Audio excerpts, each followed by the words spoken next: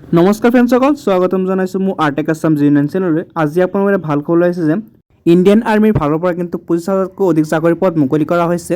অগ্নিপথ আঁচনিৰ পৰা এই পদসমূহ মুকলি কৰা হৈছে। ইয়াতে বয়স দৰমহা সম্পূৰ্ণ তথ্য ভিডিঅ'ৰ মাজত গম পাই যাব। সম্পূৰ্ণ তথ্য মই আলোচনা কৰিম। লগতে আপোনালোকে আবেদনসমূহ কেনে কৰিব সম্পূৰ্ণ ষ্টেপ বাই ষ্টেপ মই আপোনালোকে দেখুৱাই দিম। আপোনালোকে নিজে আবেদনসমূহ কৰিব পাৰিব। চ' আপোনালোকে ভিডিঅ'টো স্কিপ নকৰি শেষলৈকে চাই থাকিব। বলক আমি ভিডিঅ'খনলৈ আগবাঢ়োঁ। প্ৰথমে আমি চাকৰিসমূহৰ ডিটেইলছসমূহ জানি ল'ম। তো প্ৰথমে আপোনালোকে চাই লওক। নেম অফ পোষ্ট দিয়া আছে ইয়াতে Agniveer, general duty, technical clear, store keeper and tradesmen. লগতে আপোনালোকে ইয়াতে নাম্বাৰ অফ পোষ্ট দেখা পাইছে।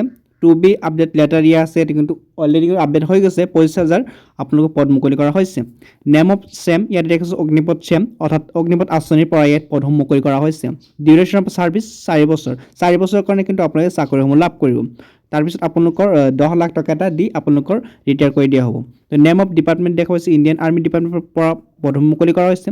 Name of ministry of defence India. Job location হৈছে all India. Mode of application হৈছে অনলাইন যোগে আবেদন কৰিব লাগিব।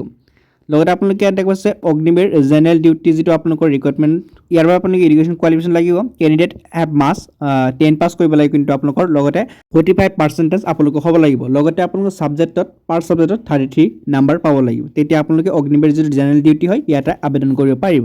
যদি আপোনালোকে অগ্নিবীৰ টেকনিকেলত আপুনি আবেদন কৰিব খোজে তেনেহ'লে আপোনালোকৰ 12 পাছ কৰিব লাগিব। লগতে আপোনাৰ ছায়েন্সৰ পৰা আপোনাৰ ফিজিক্স, কেমেষ্ট্ৰি, মেথছ থাকিব লাগিব। তেতিয়া আপোনালোকে আবেদনসমূহ কৰিব পাৰিব। লগতে আপোনালোকৰ 50% হ'ব লাগিব। তেতিয়া আপোনালোকৰ আবেদনসমূহ কৰিব পাৰিব। লগতে অগ্নিবীৰ যিটো ক্লিয়াৰ ষ্ট'ৰ কিপাৰ হয় টেকনিকেল 12 পাছ কৰিব লাগিব।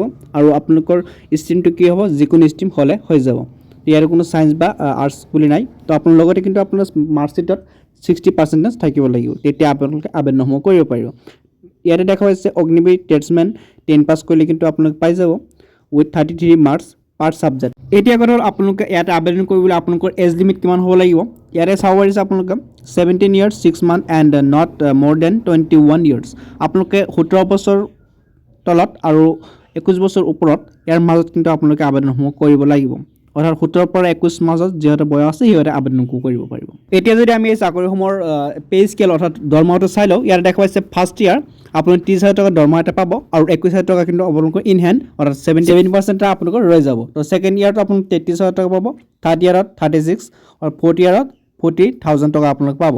4 বছৰ পিছত কিন্তু আপোনালোকে 10 লাখ টকা এটা আপোনালোকে পাই যাব লাইফ ইঞ্চুৰেঞ্চ কভাৰ। লগতে আপোনাৰ 48 লাখ টকা এটা লাইফ ইঞ্চুৰেঞ্চ হৈ যাব। তো আপোনালোকে ইয়াতে চাকৰিসমূহ আবেদন কৰিব পাৰিব।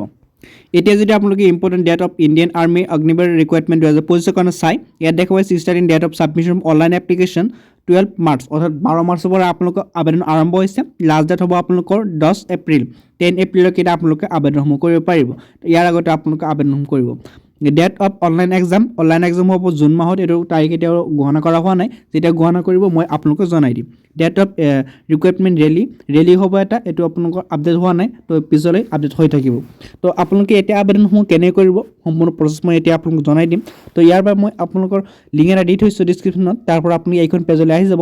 অহাৰ পিছত আপুনি ইয়াত দেখা পাইছে অনলাইন এপ্লিকেশ্যন ফৰ্ম, ক্লিক হিয়াৰ অপশ্যন পাব। ইয়াতে ক্লিক কৰি দিব। ক্লিক কৰাৰ পিছত কিন্তু আপোনালোকৰ জইন ইণ্ডিয়ান আৰ্মি বুলি এটা পেজ অ'পেন হৈ যাব, য'ত আপোনালোকৰ ইয়াতে কেপচা ফিল কৰিব লাগিব। ইয়াতে কেপচাটো চাই আপোনালোকে নিজে ইয়াতে এণ্টাৰ কৰিব। এণ্টাৰ কৰাৰ পিছত হৈ গ'লে আপোনালোকে এণ্টাৰ ৱেবছাইট অপশ্যন পাব।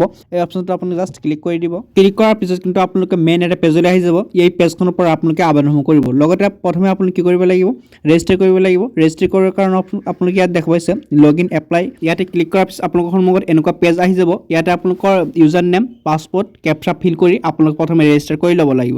ৰেজিষ্টাৰ কৰা হৈ যোৱাৰ পিছত কিন্তু আপোনালোকে স্ক্ৰল ডাউন কৰি তলতে আহিব। ইয়াতে দেখা পাইছে লগ ইন আৰু কেনচেল। এই দুটা অপশ্যনৰ পৰা আপুনি লগ ইন অপশ্যনটোত ক্লিক কৰি দিব লাগিব। তেতিয়া কিন্তু আপোনাৰ অলৰেডি ৰেজিষ্টাৰ হৈ যাব। ৰেজিষ্টাৰ হোৱাৰ পিছত কিন্তু আপোনালোকে আবেদনসমূহ কৰিব। আবেদন কৰাৰ কাৰণে মই লিংকসমূহ দি থৈছোঁ, তাৰ পৰা আপোনালোকে আবেদনসমূহ কৰিব। আবেদন কৰোঁতে যদি কিবা অসুবিধা পায় কমেণ্টত জনাব, মই আপোনালোকক হেল্প কৰি চেষ্টা কৰিম। লগতে মোৰ ভিডিঅ'টো ভাল পালে লাইক কৰিব। লগতে এনেকুৱা ভিডিঅ'সমূহ ডেইলি পাই থাকিবৰ কাৰণে মোৰ চেনেলটো ছাবস্ক্ৰাইব কৰি লগত থাকিব আৰু আপোনাৰ বন্ধু বান্ধৱীক ভিডিঅ'টো শ্বেয়াৰ কৰি দিব। লগ পাম অন্য এটা ভিডিঅ'ত। ধন্যবাদ।